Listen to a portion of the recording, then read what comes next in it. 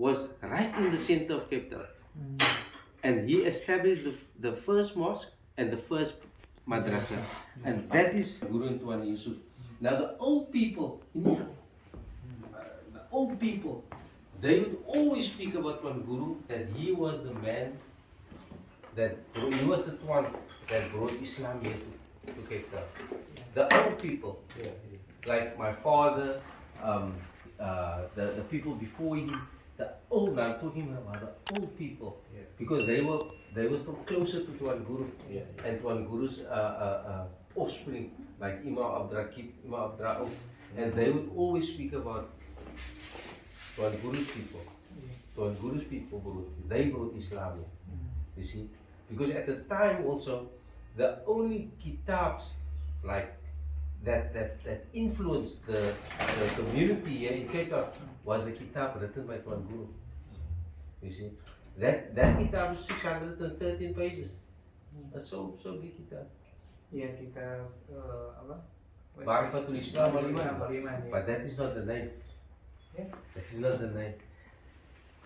The researcher, Dr. Ahmad Davids, Ahmad Davids looked at the kitab. Dr. Ahmad Davids saw one chapter, one bab, and this bab is called Bab Ma'rifatul Islam wal Iman, and then he gave the So it's somewhat misleading. It's misleading. It's misleading. That's why I won't refer to the kitab as Ma'rifatul Islam wal Iman. But the scholars all now have taken up and they've used that name, Ma'rifatul Islam wal Iman, even though that is not the name of the kitab. And I personally now, Tuan Guru referred to that kitab, but this is personal research which I've done. Risalah. Risalah. Because he didn't give the title. Yes, he didn't give a title, but as Tuan Guru writes in the kitab itself, he uses that to refer to that book, Risalah. You see, but not Ma'rifatul Islam wal Iman. That is the bab where Tuan Guru speaks about أول الواجب على كل مسلم ومسلمة معرفة الله. فَعْلَمْ أَنَّهُ لَا إِلَهَ إِلَّا هُ. And that is the ayah which Tuan Guru uses at the beginning of that bab. Yeah. You see, there was a lot of misinformation at the beginning when the researchers started researching Tuan Guru. You must know it is only recently now that they've started with that research during my father's time. Nobody did that research. So when my father started, Ahmad Davids used to come and visit my father at his house. He practically slept in that house. So he came and they did research, and that what I showed you there in that writing. This part. There's a part that Tuan Guru wrote. This was one of the first documents. This was one of the first documents that they tried to decipher, and this was a family tree that Tuan Guru's offspring, his grandson, Imam Abdurraqib, he wrote this, and you can see the Imam Abdurraqib, no? Imam Abdurrauf, that is Abdurrauf there. Imam Abdullah, Ibn Qadi, Imam Abdul Salam. You see there? And you see Imam Umar Rahmat, wafat di Tidore, dan ada pun saudaranya. You see, saudaranya. Mereka yaitu, you see there?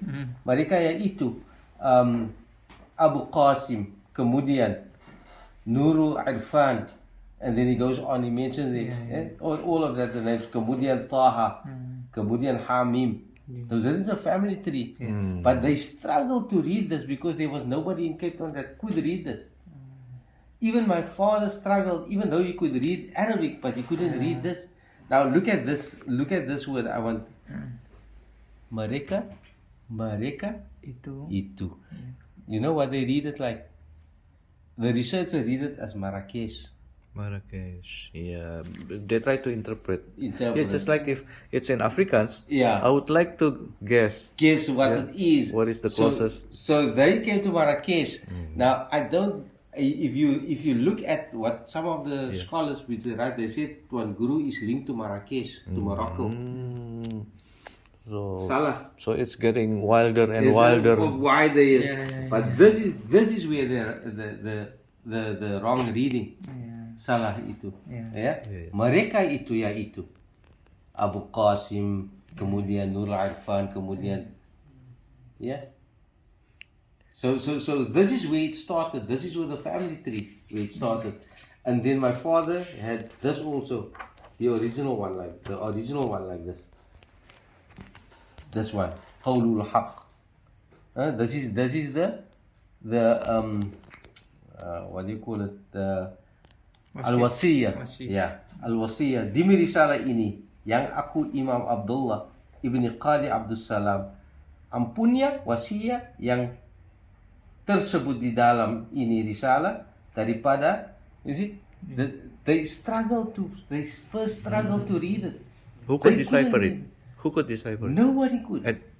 Until? The Shuyukh couldn't, because they can only read Arabic. But this is not Arabic. Yeah. You So see, so then, when was the time it was this? my father was the first one. Oh, your father. How? Yeah. You know the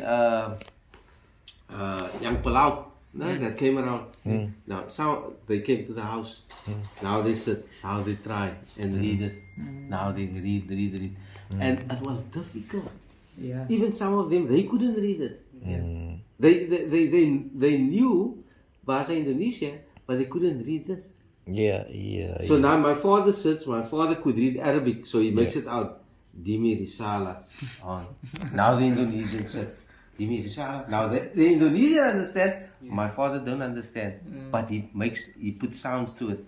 Dimi Risalah ini yang aku Imam Abdullah. But that took a while. It was long for them to read it like that. And to make it more complicated, sometimes he wrote also in Tidore. In Tidore, in Java also. Java, yeah. Because look, he is offspring from Cirebon. Yeah. Cirebon is Java. Different language. Different language. Gunung Jati. Yeah, Gunung Jati. So he is descended from Gunung Jati, Syarif Hidayatullah. Yeah, Syarif. You see? So this is where he comes from.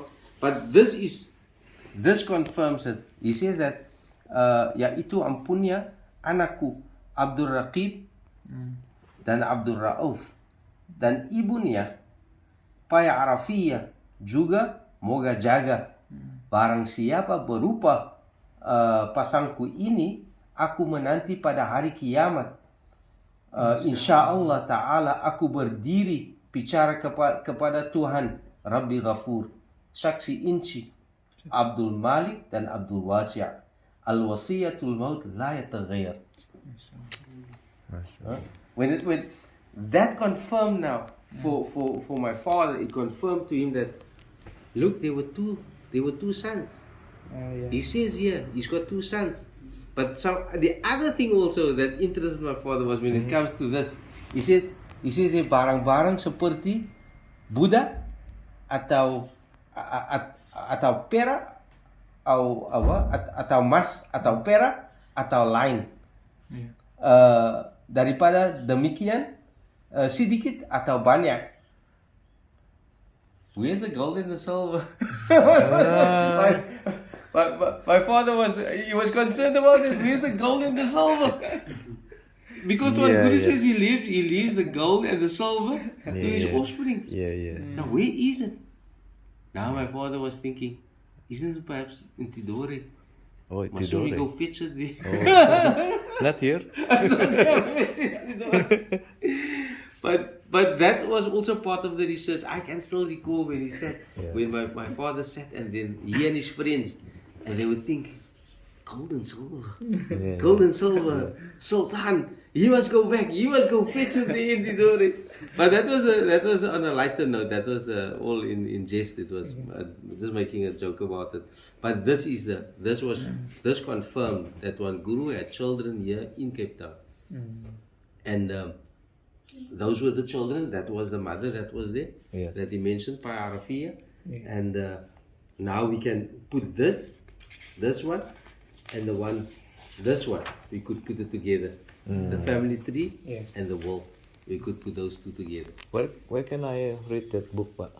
Which one? This one? Yeah. Is it in the book or? This one, the first time that I published, you see, my father had to sign a permission that now, say Askalani wants to go study the kitab there in the library, then my father gave permission, then he can go.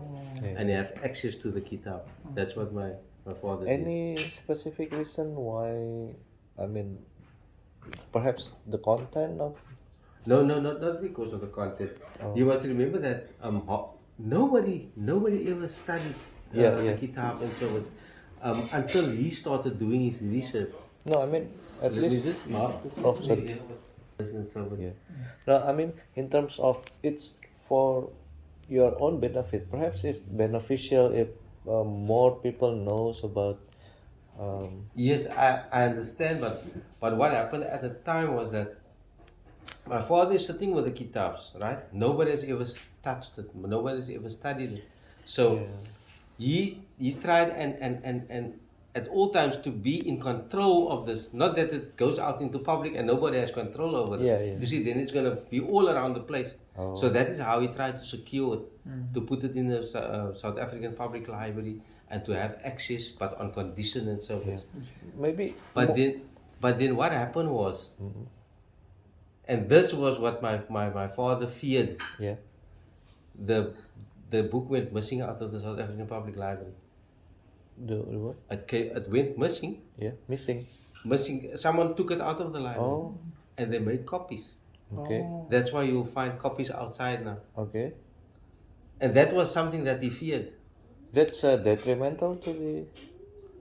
In a way, it was detrimental because what happens now is that everybody's sitting with the kitab, and and most of them can't understand it.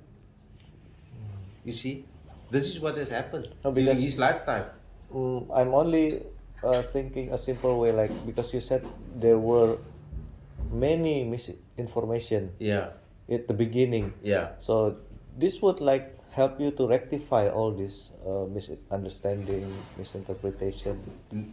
Now it has reached that stage where people have written also now about the kitab. There are scholars now who have studied the kitab. Yeah, They've written about the Tawheed, which Yeah. is written in there. They write like- at least they write. They were writing the right version. Yes, Right. yes, Right interpretation. yes. So now, it has ended up in the hands of people who have made a study of it, Oh. and so they've written. But that obviously would also be according to their research. You see. So what has happened is now we've tried, myself and Sheikh Luqman, we've tried now to come out from an angle where we wrote about the teachings and the relevancy of the teachings for the 21st century. Yeah. And we have touched perhaps maybe just on the first and second chapter of the kitab. Yeah. We wrote now for that book in Pretoria that they will be publishing soon. We've written now a chapter on the relevancy of the teachings of Tuan Guru for the 21st century. Yeah. Trying to give it a perspective, not from a family perspective, Yeah. with insight into the psyche of Tuan Guru. Because now you must remember also Tuan Guru wrote the kitab, but Tuan Guru comes from a background. And we first need to understand the background of Tuan Guru. We need to understand his position that he had while he was in Indonesia, in Tidore. We need to get to know the psychological makeup of Tuan Guru. And how does one get to know that? The only way that you get to know that is to go and live amongst the family and see. And this is what we have tried to do. The way they operate. Yeah. Sometimes we do things we don't understand, but when we compare what we do here in Cape Town and what they do in Tidore, then I can understand it. Yeah. Because same things. You understand? I understand. Yeah. I get it. Yeah. Right. Interesting. So there would be a big contribution then the interpretation, a relevancy with the 21st century. It it would be big Yes. contribution. Now this brother that my brother that Maningal now, he had an intense look at the kitab, and he researched and he cross-referenced, and there were quite some interesting things which he came up with. Oh yeah. Yes. It's not been published yet. He came up, for example, where did Tuan Guru study? From which books did Tuan Guru study? And he could link it to ulama, Sanad. sanad. Mazhabnya ya. Yes, he Mazhab. could link it with ulama from that era. He could link the kitabs, and this brother could give me the names of the books on that side. And there's a link between the ulama in Egypt and Tidore, because some of those works that Tuan Guru wrote in his kitab, straight quotations from those kitabs. Where did he get it? Yeah. Masya Allah. But one thing, the scholarship of Tuan Guru, wherever he studied, it was a scholarship that he had everything in his memory. Yeah. Everything was in here. Hafiz. So he could write over the kitab the same way that he was taught the kitab on that side. He could write it here in South Africa. He could write it just. There is Kitab Risalah is by Arabic. Arabic? All Arabic. No. There's Bahasa Indonesia also there, and then there's obviously Bahasa Tidore. Oh yeah. Some of the, but the Arabic, if he writes Arabic, then at the bottom there's the Tafsir. the tafsir of the Arabic. But that tafsir is in Bahasa Malay. Bahasa Malay. So what's the relationship with Sunan Gunung Jati, Pak? Sunan Gunung Jati, if Tuan Guru's father was Qadi Abdul Salam. Qadi Abdul Salam, his father was Umar Rahmat. Umar Rahmat, he came from, he is also known as Umar Rahmat. He's known by another alias also, and he was from Cirebon. Oh, Umar Rahmat. Yeah, Umar Rahmat was from Cirebon. Yeah. And now in Cirebon, they know about Umar Rahmat that left Cirebon. He left the Sultanate there, and he went into an eastern direction to Tidore to spread Islam along the way until he came to Ternate, and he settled there. Because I went to Cirebon and I spoke to Sunan him. Gunung Jati was. Sunan Gunung Jati was he's in Cirebon, right? Yeah, I mean it has a relationship. Family with Umar Rahmat. With Umar Rahmat. Umar Rahmat was one of the offspring of Offspring. I see. Okay, yeah. Sunan Gunung Jati. Yeah. Okay. So Tuan Guru has Cirebon blood in his gene, yeah. Yeah. And they know this in Cirebon. They know. They are aware of it. Because when I went there, I spoke to the historians there, and they said no, they know. There's a link between Cirebon and Tidore. They know that. Yeah. Because from their people left Cirebon to go and make da'wah that way until they ended up in Ternate, you see, and from Ternate they went to Tidore. Because from my mother's side, I also has bloodline from Cirebon. My mother is from Cirebon. Oh, okay. Also from if we trace the sanad. Yeah, and that is why they still call you Orang Jawa. Orang Jawa, yeah. Now the same in Tidore. Oh. They call the family there. They Orang Jawa. Orang Jawa. They're not Tidore. They Orang Jawa. Yeah. They still call them that. That's why there was one imam there. Pun dan jikalau apa ini terjadi salah seorang dengan